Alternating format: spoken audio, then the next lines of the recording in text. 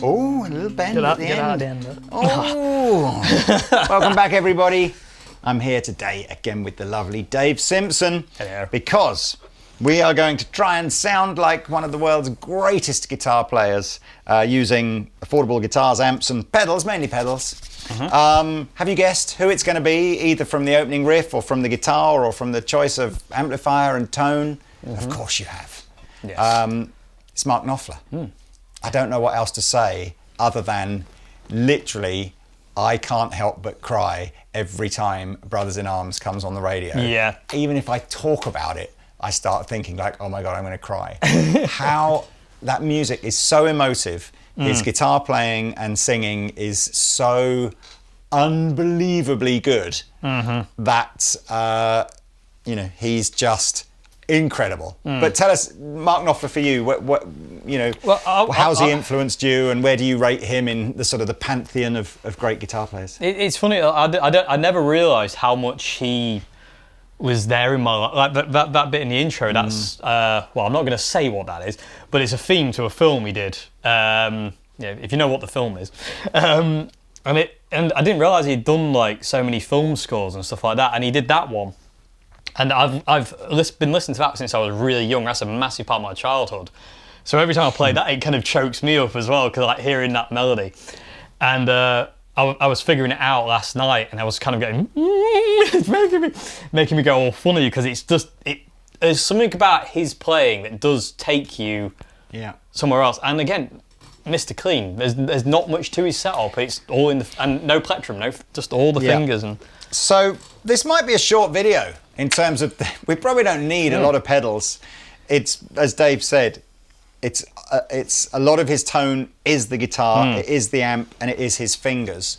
But of course, you've got classic tunes, Money for Nothing being one of them, where of course there's that very classic kind of cocteau-driven tone in it.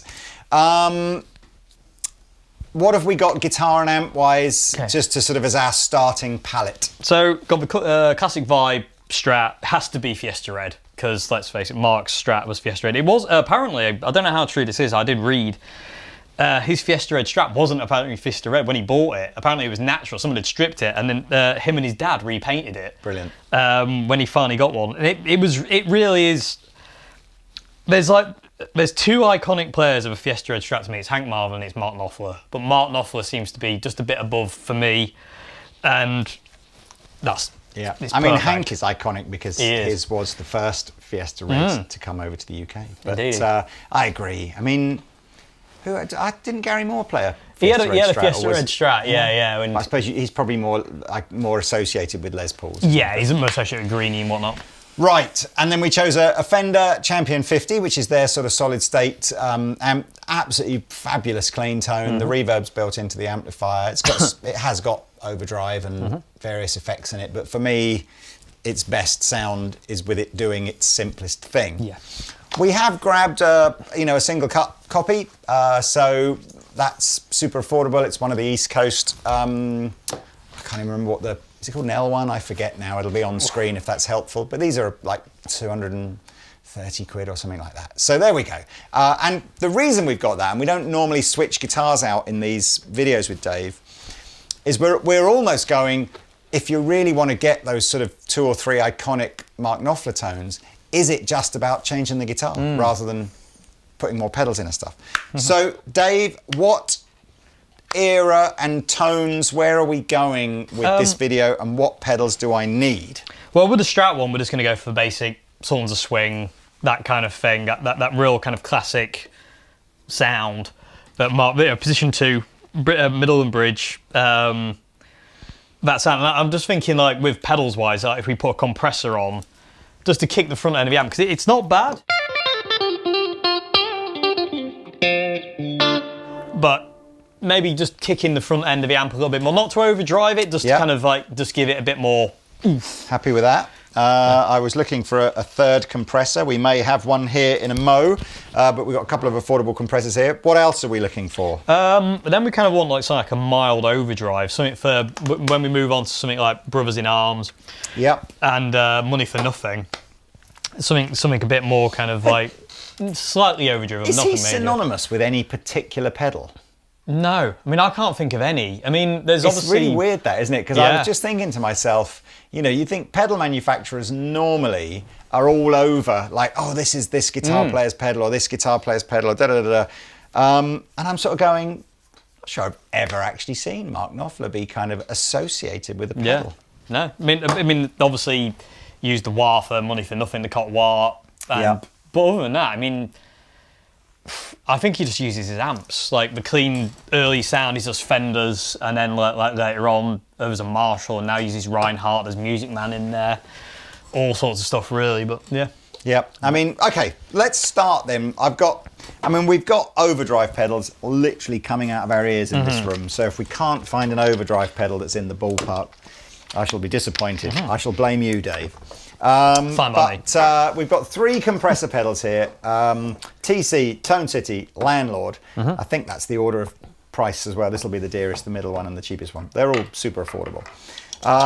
So let's see. Now, if you're not familiar with what happens with compression, it's basically the clue is in the name of the pedal, I guess, isn't it? It takes a tone that maybe has a sort of a certain dynamic range, and it sort of goes and kind of just, and obviously you can adjust how much you want it to compress. One of the things that sometimes people use compression for, which I'm not sure we'll be doing today, is if you imagine a normal note and it starts at its loudest point and it decays downwards like that. What you can do with a compressor is you can squeeze it at the beginning, so that actually, even though the note's decaying, it's actually, you don't notice that decay for much longer. So you get this sort of artificial sense of extra sustain.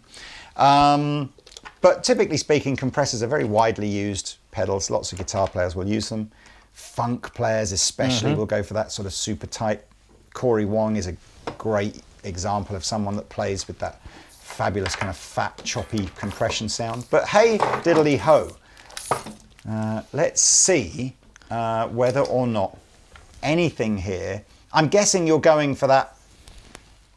Are you going? You're going for that sort of, as you say, Sultans of Swing kind of. Yeah, I would say that very minimal on the compression, more kind of level, just to kind of like push the amp a little bit more, keeping it clean, but just giving it a bit more attack, if you will. So it's not as I don't want to say weak, but. He does lots of kind of fiddly, finger style kind of stuff, doesn't he? So I guess, from that point of view, hopefully the compression will sort of help with that. Indeed. Mark's probably watching this going, I don't use any pedals, honestly. Yeah. What are you doing? You've got it wrong. You don't know anything, do you? Right. But I'll have that guitar. Reverb? More reverb? I'm going to turn it down a smidge. There we go. Well done. Okay, so it doesn't really matter which order I do this in. So have they all got the same 3, pretty much the same 3 controls? So sustain, attack, and level, volume, attack, compression. They call it all. Sustain is typically what we're going to use as the word compression. So okay, so we'll start playing now. Switch these on. So what are you going to play? Romeo and Juliet kind of vibe? Yeah. Okay, let's start playing without, and we'll see what happens when I plug these on. Yeah.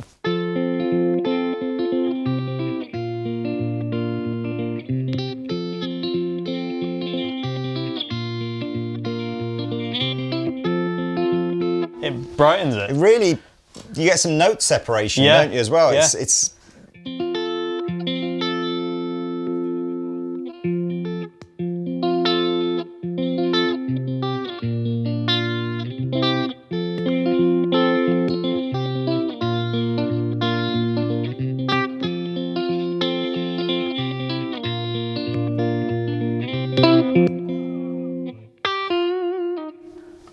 Let's just pop this on. That was.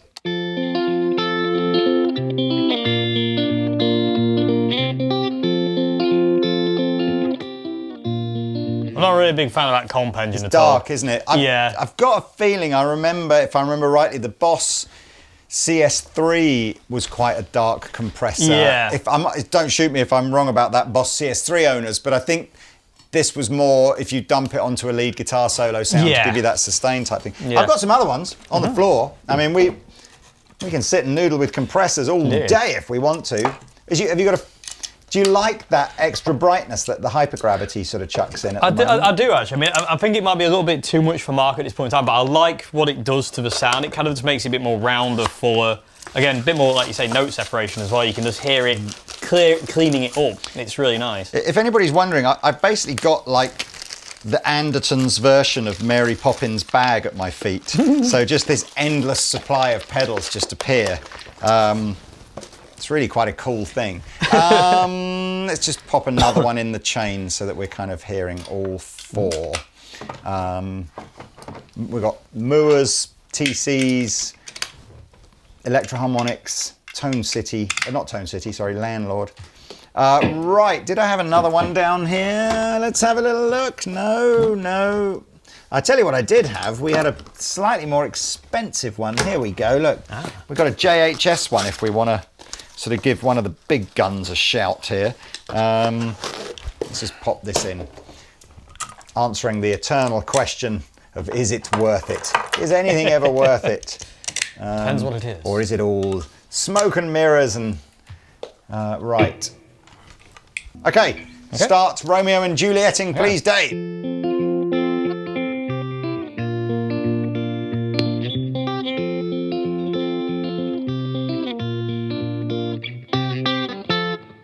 Musical.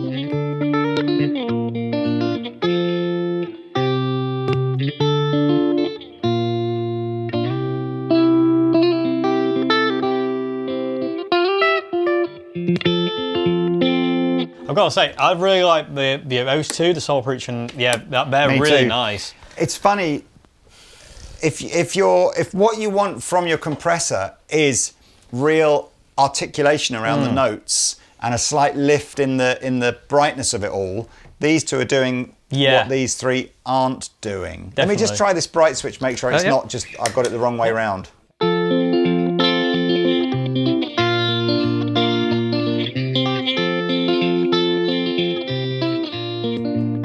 Yeah, it's misleading this. So it's the word bright. You switch it the other way around. Yeah. So let's just try between these three again. So I quite like.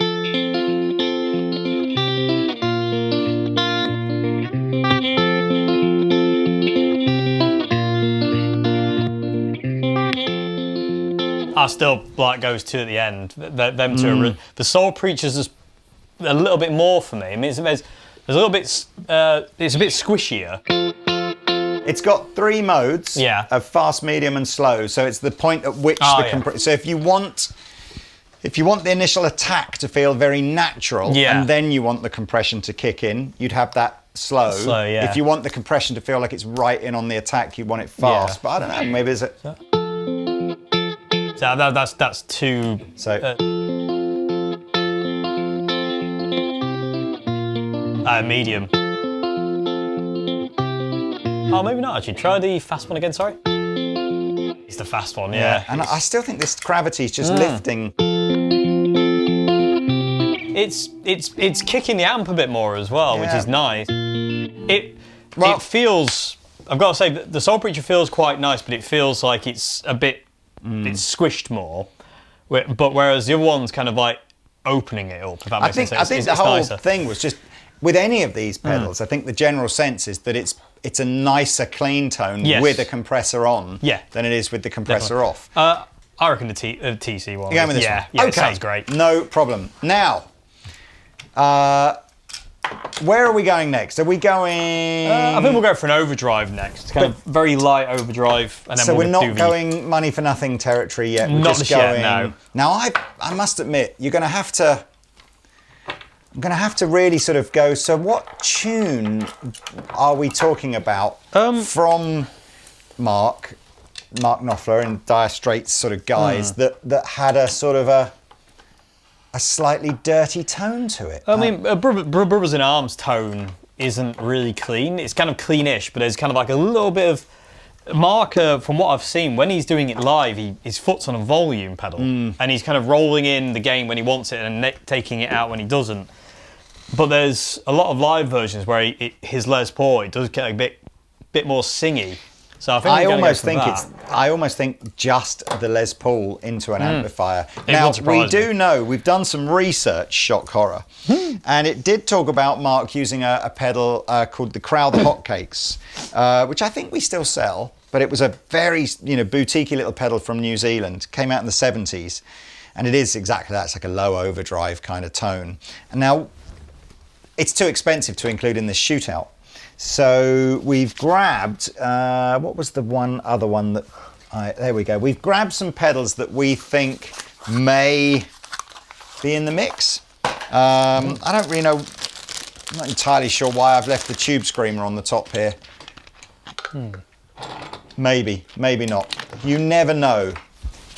I mean, it is a low gain overdrive pedal, but it's got such a big kind of EQ curve on it that I kind of feel the idea with the Crowd Hotcakes is to not really change the tone of the guitar too much and just add a little bit. Just take your existing tone. I have. You're going to have this on the. Which way around does it go? That should be first. Yeah, I'll be first. Yeah. But I've run out of power supplies, so you're going to have that on the floor.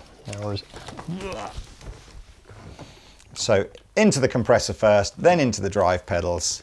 You can, of course, mess around and do whatever you want, but this is the sort of the general rule. So the compressor's on the floor now, and it's first in the chain. Dave may or may not wish to use that over a driven sound. It's perfectly acceptable. And then we've got 5 relatively low gain pedals that we're going to try and do this sort of Knopfler-ish tone. And what tune are you going for? I just want that kind of Brothers in Arms. Oh, so I'm going to cry, basically. Is that what you're saying? Basically, that's what's going to happen. Excellent. Yeah. Go on, start it. It's just those 3 notes is just like brilliant. I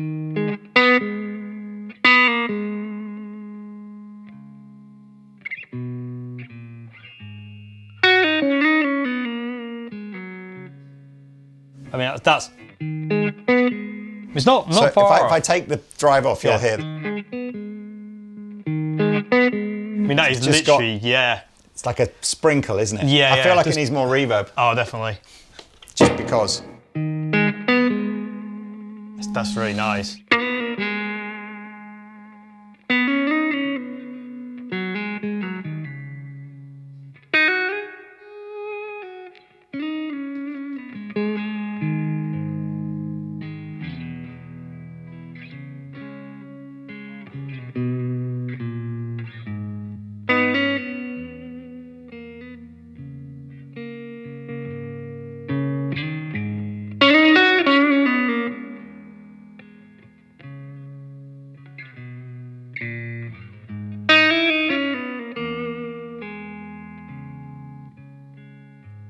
Try the next one. That's really nice.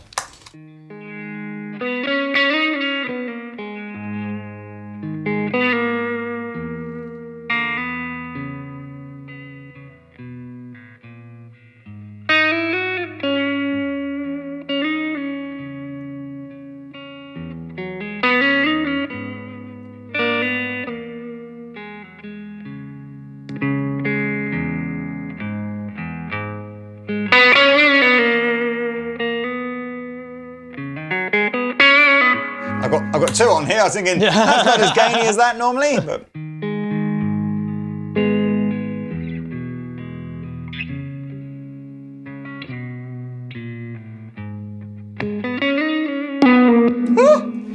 Apologies.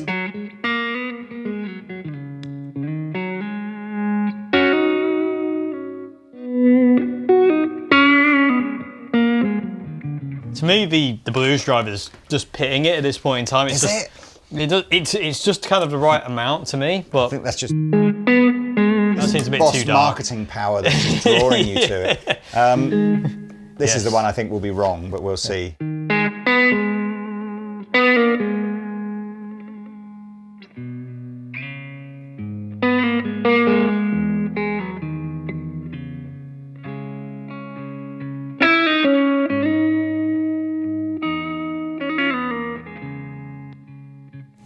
the key with this track is it's there's so much dynamic in the playing that you want the note needs to be utterly crystal clean for the soft section, and then just that hint of something, especially when he uses the volume pedal. I think he's an absolute master at that. Oh, definitely. I think we might have to take a vote in the room. So you play it, I'll go once through with everything, and then everyone in the room will put their hat, we'll vote for which one we think is, because I actually think they're all incredibly... They all sound great, they do. Yeah, sounding... So here we go. Okay. Yeah.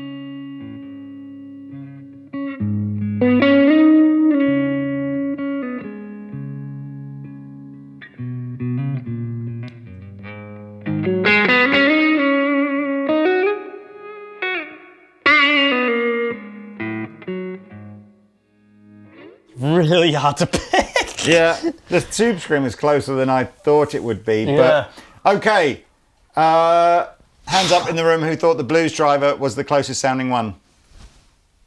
Oh, there you go. So the vote's already over. We've got 3-1. Oz, what did you think? I thought the Sweet Cream. Okay. Yeah, it's right.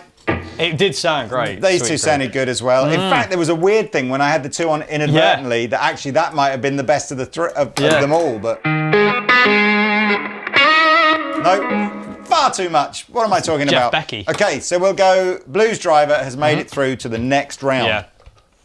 Very nice. Now comes the hardest part of the whole challenge. Yes. Money for nothing. Yes. It would. Mark. What am I looking for on the floor? Right. We've got 3 pedals on the top here. A conventional wah-wah, which when I turn it on, I'm just going to find a place on it to leave it, and then it'll just sit there. I've got the Funny Boy, which to a certain degree is, we've used this with varying degrees of success to do that kind of envelope filter wah, cocked wah kind of vibe. Although it is designed to be like an attack sensitive wah, so whether or not we'll be able to find a setting on this where it doesn't move, maybe. Then we've got the Cockfight, which has got a drive circuit built into it as well as the cocked wah circuit. And then we've got we've got the Blues Driver on the floor. We might have to gain that up a bit, I think, for the money for nothing tone. And I think we should use the East Coast at some point in this video as well. I'll use that now. You want to use it now? He's just going for Money for Nothing is a Les Paul, isn't it? So. Was it recorded on a Les Paul? I know every time you see him live, it's Les Paul. He had the 60s reissue Les Paul, and he basically, according to him, when people ask him how he got the Money for Nothing tone, he just had a wah-wah, and he turned up. He had a Marshall amp at the time. I think it was like a JTM 45. Basically, he turned it up all the way, and just found the spot on the wah, and that was it. Anecdotes from Dave. If Money for Nothing is a Marshall-y thing, should we not get our favourite glove pedal and just bung it right at the end of the thing, and then that's because I don't think the Blues Driver is going to have like enough. Very good point. I'm up for that. I'll put that back where it was. Thank you very much. Thank you very much. Yet again, Dave is confusing me with the order of his pedals. Yeah. Everything is back to front here. So we're going into the glove first, and then, if you want it, into the Blues Driver. So let's get your basic glove tone. Last little segment of the video now. So we have introduced the glove onto the floor here, and we're going to just dump these pedals over the top of it and see what kind of tones we get. So let's get our basic kind of Money for Nothing drive tone, if we could. So.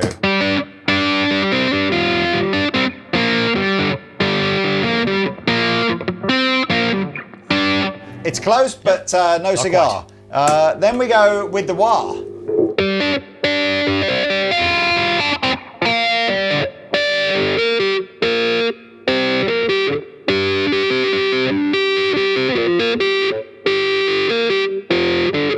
turn the gain down a bit on I mean, that as is well. the sound, isn't it? That And is the sound, but yeah. Would he have it all the way back, the wah, or do you think there's a sweet... It's just, slightly you tell me. forward, isn't it? I'll go very slowly, and Okay. you go...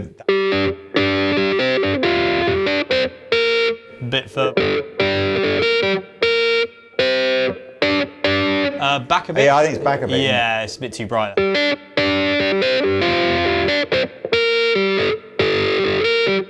It's such a weird little place. Yeah. There's about a millimetre of play between you going, there it is, no it isn't, there it is. Yeah.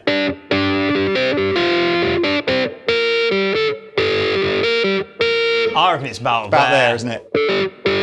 Yeah. Now the problem here is I don't think I can switch it off without adjusting it. Yeah, so just that's knocking it about. that's the conventional way, and allegedly how Mark came up with the tone. Wah just off or on but not moving it. Funny Boy, here we go.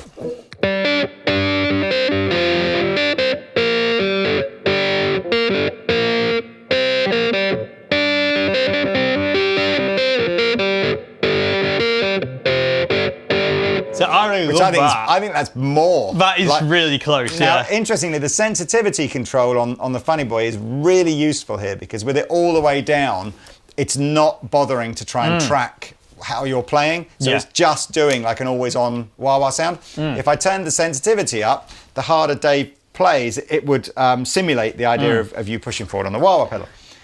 That, for me, is That sounds bob on. going to be hard to beat, given that that's cheap as well. Yeah. Okay. The cockfight is a slightly odd one in that in addition to having the cocktoir setting on it, which I can adjust the frequency for and stuff, it has a fuzz circuit built in. Right now, I think we're just going to not use the fuzz circuit, but I'll have a play around. So here we go with our...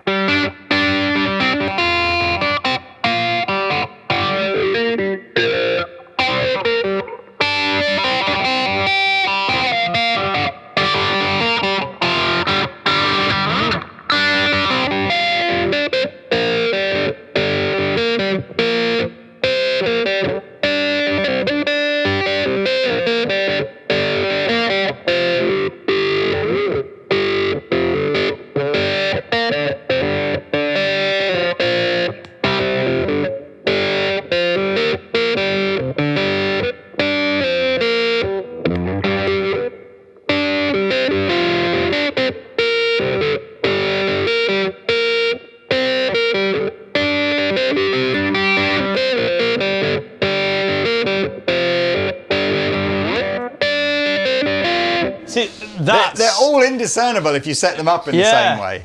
I see the cockfight's got a little bit more. Indiscernible? I don't know. Indistinguishable. Indistinguishable. Indistinguishable. Yes. Distinguishable. Musicians not.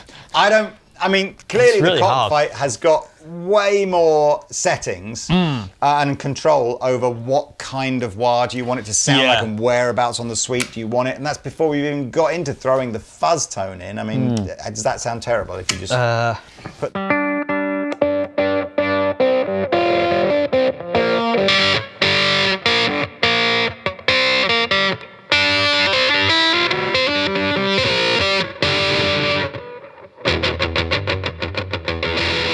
Yeah, it's better without the fuzz. I don't think the drive sound in the cockfight is terribly Mark Knopfler-y. No. But, I mean, all three will do that thing into the glove. They really do. They all do it. It's great. Spinal Tap album. Yes. Are we done? Yeah. I mean, it kind of feels to me like, is there just one more classic kind of Mark Knopfler tone that you want to do? Can you do the solo from like Money for Nothing or something? Or I could do the Swords of Swing kind of thing, but if we go back to the Strat and maybe use that, because I mean that's just this is just for thing, Money isn't for it? Nothing. It really isn't is. it? Yeah. Yes. Yeah. So let's just use the blues driver into the Fender, play out, and the compressor maybe play out using the Squire Strat. And hey. If you've enjoyed this video, please like and subscribe, because we do a lot of this kind of crazy stuff on our channel. And if there are any of these pedals, or indeed amps or guitars that you've seen in the video that you like, links below, find out more. Maybe pop one in your basket, pays the bills and all that stuff. That's it. I've been the Captain. This is Dave Simpson.